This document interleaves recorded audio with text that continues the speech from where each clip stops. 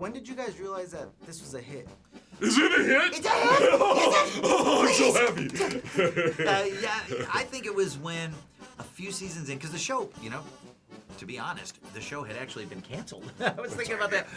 The show had been on for a couple seasons, and we recorded the last episode of one of the early seasons. I can't remember which one.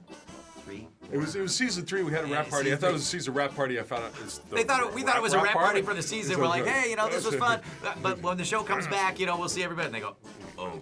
This is a rap party with a capital W. We were like, but it's so we're just thrilled that it's still in the world and still around all these years later. But I'd say when I knew it was a hit, I think any show, especially animated show, it's a hit when you start seeing stuff, merchandise, because they're very careful. Nobody wants to manufacture a bunch of stuff that stays on shelves or in a warehouse or you see it in the 99-cent store everywhere. 12 years later. Dick Tracy movie, what? It's 2014, and I think they're very careful with the merchandising now. So when you see merch, that means that your show is going. Right. And that was when I first thought SpongeBob had some staying power. When I first saw the pilot, it was when the coin dropped and I recognized what a unique, wonderful product it was. And then I'm just thinking, having a familiarity with television and everything in the entertainment industry, I was just hoping, I hope this gets treated well and handled well and gets a chance. Because knowing something is good and feeling like something is good and that you like it is different from it being successful. Yeah. Right. How much successfve stuff, how many things have you gone, wow, that's awesome, and then it's gone. And gone, you go, wow, that was a great show. I've been on a lot of those. I've mostly been on those. If you don't mind taking a viewer question. Yeah.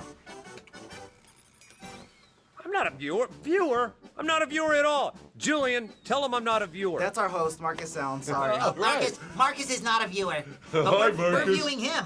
Tom, this question's for you. Okay, When Marcus, I was doing and hosting short attention span theater on Comedy Central, we sent you as our guest correspondent to the Juice Pereira Just for Laughs Comedy Festival in Montreal. I remember, specifically to tour the Comic Museum, where you talked about your desire to someday being voiceover talent for an animated cartoon. Do you remember that? I do remember and that. Fast forward to now. How wild has the journey been? It's, I'm like the guy who wanted to be he's not live? No, I'm kidding. I'm like a caveman. Little talking man. How did you get in that little box?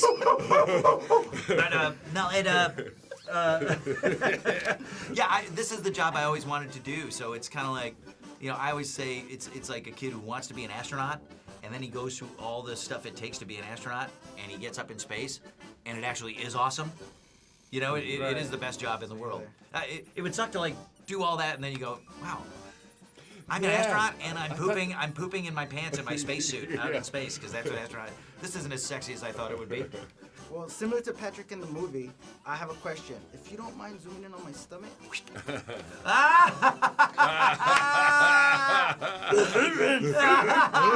food would you want to rent?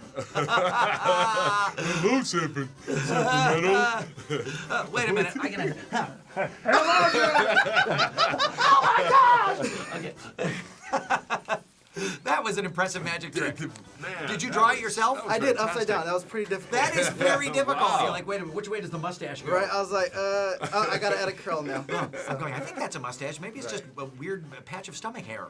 Were you waxing? Not waxed at all, sorry. It was waxing off.